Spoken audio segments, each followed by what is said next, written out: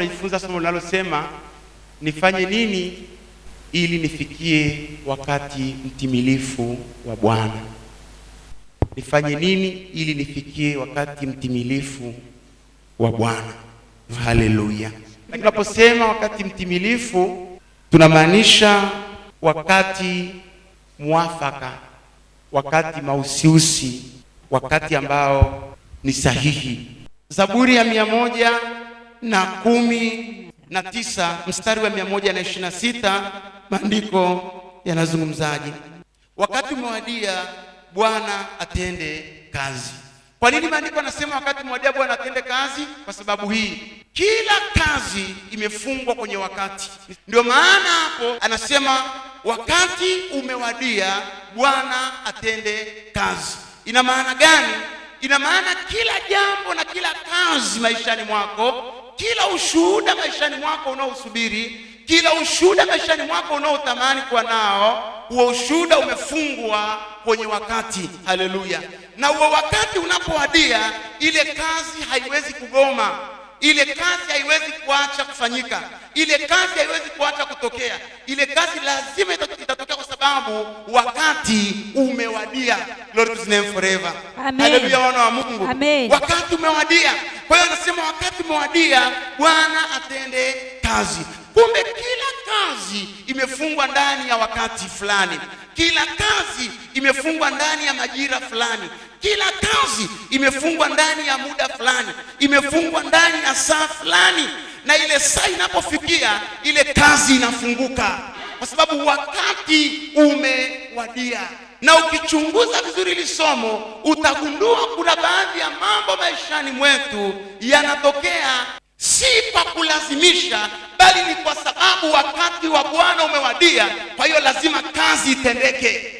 Kwa hiyo lazima muujiza uzaliwe. Na ndio maana sometimes kuna mambo yanatokea maishani mwako, tena wakati mwingine yanatokea hata siku ambayo ulikuwa hujaomba. Lakini unashangaa siku hiyo imetokea, lakini kuna siku uling'ang'ana, kuna siku ulijitesa, haikutokea. You know why?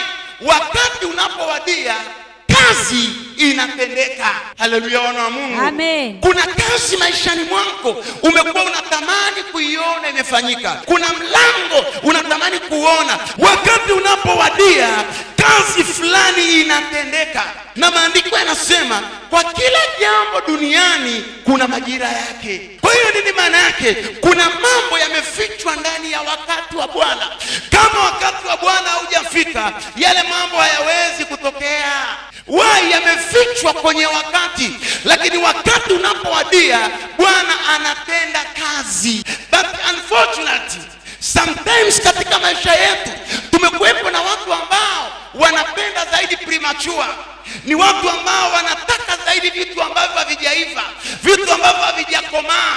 Na sometimes wanang'ang'ania hata na kwa machozi, wanang'ang'ania hata kwa gharama kubwa. Nisikilize, ni heri nivumilie, nimngoje Bwana, lakini nipokee kitu kilicho kamili. Haleluya, wana wa Mungu. Amen. Bwana anakuambia sawa mwanangu, ni ya kwako hii, lakini subiri. Nashukuriwe Mungu, yeye ni baba mwema kwetu. Na kutia moyo katika Bwana. Amen. Kila kazi imefungwa kwenye wakati. Amen. Kila muujiza umefungwa kwenye wakati. Amen. Ng'ang'ana na wakati wa Bwana katika jina la Yesu. Amen. Ng'ang'ana na Mungu akupe neema ya kufikia wakati mtimilifu katika jina la Yesu.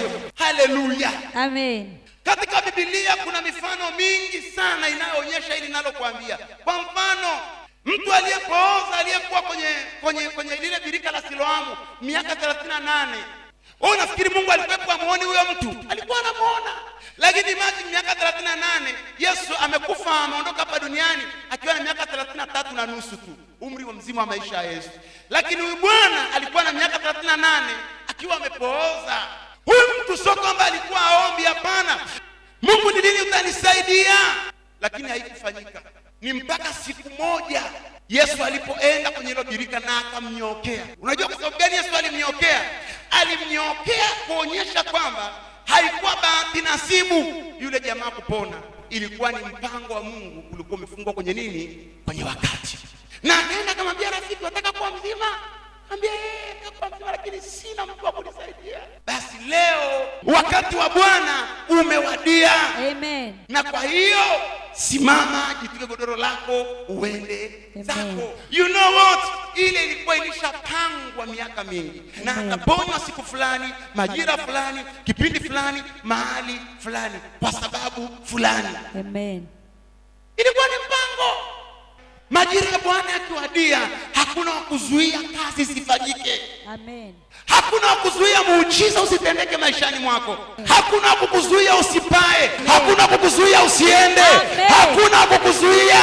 Wakitumia uchawi hawataweza, wakitumia maneno hawataweza. Majira ya wewe kuolewa yamefika. Majira ya wewe kuwa tajiri yamefika. Majira ya wewe kupona yamefika. Majira ya wewe kumtumikia Mungu yamefika. Majira ya wewe kustawi yamefika. Majira ya wewe kutambulika yamefika. Mtu ambaye majira yamefika katika maisha yake, huyo mtu tunambadilisha jina, tunamuita unstoppable. Anaitwa unstoppable. You know why? Chochote unachokifanya kumzuia hazuiliki. Utamchafua lakini bado atapata kibali. Utamshusha lakini bado atainuliwa. Utamzuia lakini utashangaa amewekwa bado mbele. Kwa nini? Ni majira na wakati umewadia. Hakuna mtu mahali hapa ambaye Mungu hana wakati kwa ajili yako. Amen. Kila jambo maishani mwako Mungu analokusudi nalo. Amen. Unafanya nini ili uweze kufikia wakati mtimilifu wa Bwana maishani mwako? Kanuni ya kwanza, kataa kukata tamaa. Unatamani kufikia wakati mtimilifu, kataa kukata tamaa. Kuna wakati njia ni ngumu, kataa kukata tamaa. Kuna wakati barabara imesonga, kataa kukata tamaa. Kuna wakati ni kana kwamba unaona ahadi haifiki, kataa kukata tamaa. Amen.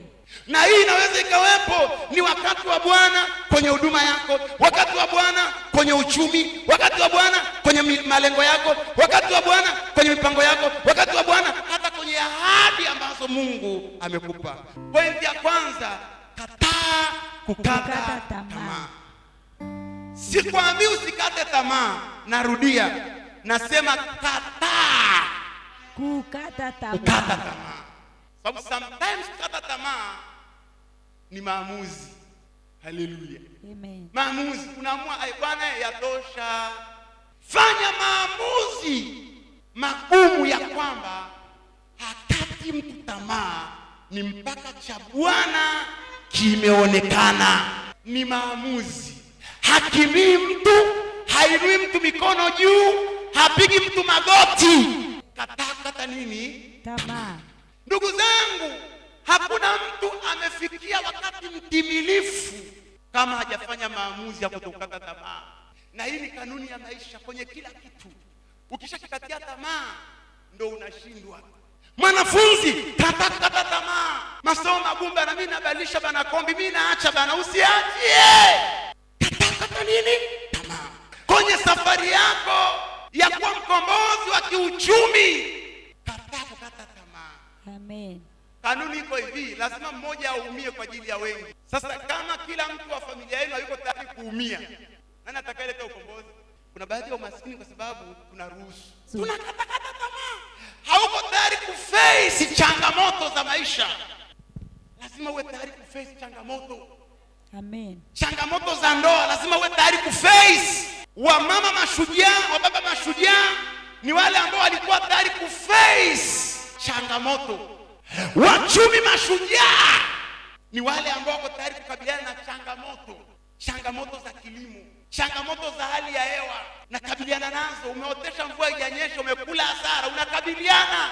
Changamoto za vyombo vya usafiri, kuna mwingine tu pikipiki unamiliki inakutoa roho, inakupa pressure. Pikipiki, mimi nauza hii pikipiki, kila siku tu ni pancha. Pancha ni kitu ya kawaida. Songa mbele, mpe Bwana kama anavyostahili. Kiambiwa bado upo hewani, naambia bado nipo, sina pa kwenda. Ndio. Nimekataa kukata nini? Tamaa. Sio unatamani kufikia wakati wa Bwana. Hakuna mtu anafikia wakati wa Bwana kama hawezi kukabiliana na changamoto za hapo njiani. Changamoto ndio gharama unatakiwa kuzilipa ili ufike kwenye hatima nzuri. Amen. Amen. Ndugu zangu, kataa kukata tamaa. Kataa nini? Tamaa. mwenye nuksi kuliko watu wote. Hapana. Ganga jeraha, kunguta vumbi, simama, endelea. Kitabu kile cha Mwanzo 17:18 maandiko yanasemaje? Ibrahimu akamwambia Mungu, lau kwamba Ishmaeli angeishi mbele yako. Mungu akasema sivyo, lakini Sara mkeo atakuzalia mwana wa kiume, nawe utamwita jina lake Sara. Nami nitakufanya agano langu imara kwake, kuwa agano la milele kwa ajili ya uzao wake baada ya. Haleluya. Mungu akamwambia Ibrahimu, nitakubariki na nitakupa mwana kupitia Sara, na huyu mwana atakapo sio wa kawaida, mwana wa agano, na huyo mwana atakuwa amebeba baraka za mataifa. Sasa Ibrahimu akaona hicho kitu kwenye maono. Baada ya kuona na kusikia sauti ya Mungu, akajua labda inatokea kesho. Kumbe hicho kitu ndio kimefungwa kwenye wakati na majira. Subiri mwaka wa kwanza, hakuna. Wa pili, wa tatu, wa nne, wa 10. Lakini kila kilala anaiona ile pale. Mara nyingine Mungu anamtoa nje, anamwambia angalia nyota za mbinguni, unaona nini? Hivi ndio itakapokuwa uzao wako kama nyota. Ibilisi akaanza kuingiza roho ya kukata tamaa mapema. Na wakati tunamsubiri Bwana, tunaona maono yanachelewa. Nakwambia hivi, hakuna maono yanayochelewa. Mwisho maandiko anasema, akamwambia Mungu, sasa Mungu, kama basi labda inakuwepo ni ngumu sana kutekeleza hilo uliloniambia, basi ninakuomba tenda hata kwa kupitia huyu Ishmaeli. Mungu akamwambia, hapana, Ishmaeli sio mwana wa agano langu. Agano langu liko pale. Kuna wakati unakata tamaa mapema, unaanza kumuonyesha Mungu njia mbadala. Kwa Mungu yote yanawezekana. Amen. Hajashindwa kufanya. Amen. Lakini wakati unasubiriwa uadili.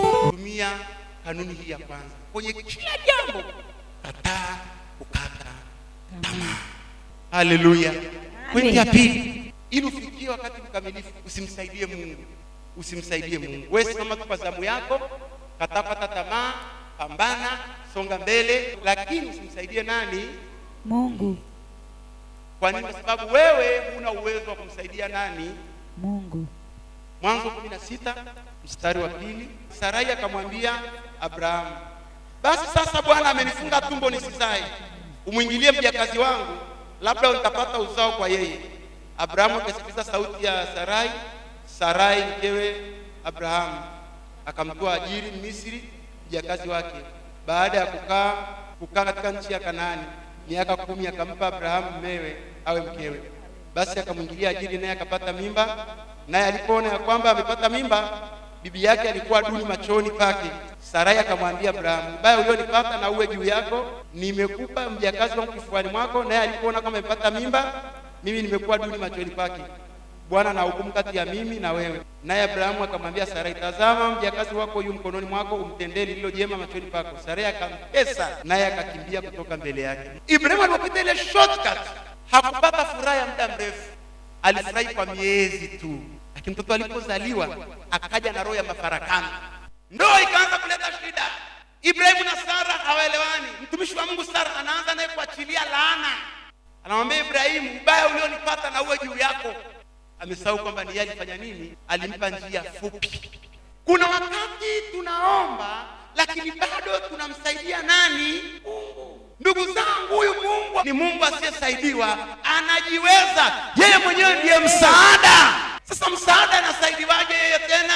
Hasaidiwi. Sisi ni kusimama kwenye zamu, kwenye nafasi. Lakini kwa habari ya kumsaidia Mungu, usimsaidie Mungu.